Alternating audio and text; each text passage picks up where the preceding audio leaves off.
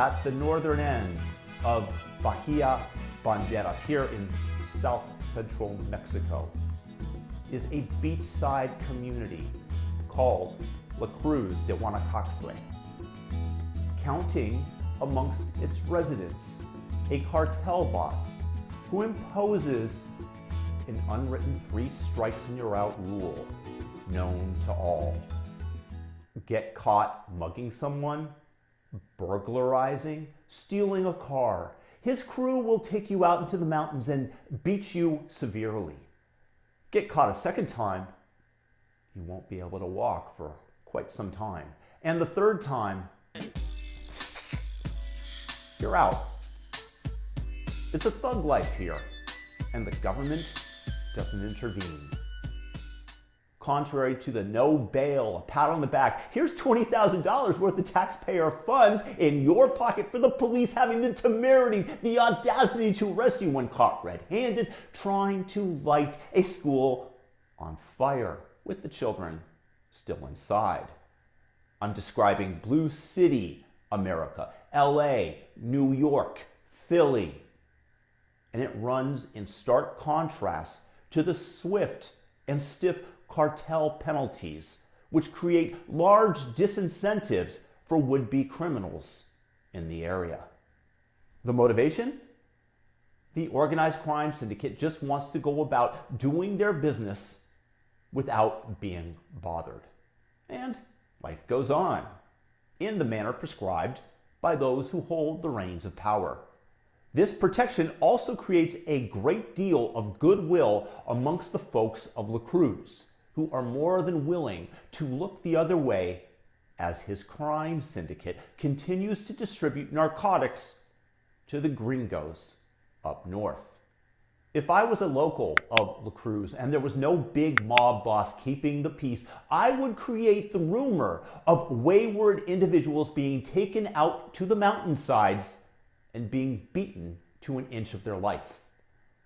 I would take a dead body of somebody who died of a heart attack and hang it from a freeway overpass and have the local media claim it was a burglar. Because the perception of threat, if believed, is as good as an actual one. Power, or perceived power, much like the Wizard of Oz, if you believe that somebody can enact penalties against you, is all that matters as people make their own game theoretical calculations as to what actions would be beneficial for them. Now take a look at the woke, who have seemingly taken over the power centers of America. If you dare transgress, if you speak out against them, if you disagree with the Marxist organization that wants to disrupt the nuclear family and cares only about the Black Lives Lost, whose ghosts they can fundraise off of to purchase more mansions, they will call you racist, and they will do all they can to get your employer to fire you. If you mock the progressives and the trans activists for their sexualization of children with the linguistic kill shot, okay groomer, both Twitter and Reddit will kill your social media presence there. Your ability to speak in the public square will be deprived.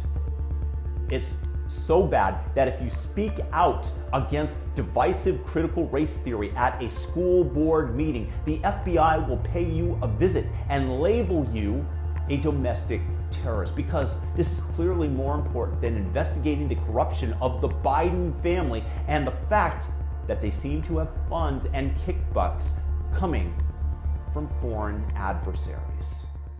The woke ideology has metastasized so deeply in our society, it seems to be self-regulating and cows the average citizen into being quiet, which is exactly what they want, so they can pretend that everyone goes along with their beliefs and allow them to continue to spread. The cowing of others, acting in manners they feel are a threat to them, is the same policy that allows the cartels here in Mexico to run smoothly and seamlessly and reap their criminal profits. Perhaps BlackRock and the centralized power of money in the hands of Larry Fink and Vanguard are running the woke ideology as unwitting enforcers for their own power and profit is definitely a possibility. But one thing is for certain. The woke, with their perceived or actual power of their social media mobs, the ability to destroy your livelihood, the destruction of your ability to connect and speak in the modern day square of social media. The Marxist woke ideologues are able to bend the behavior of others. The power dynamic and their ability to enforce their unwritten, unconstitutional laws so their whacked out ideology continues its viral infection of the masses is no different than the cartels here in Mexico exerting power to keep their crime syndicate running smoothly. You get out and you create a crowd, and you push back on them, and you tell them they're not welcome.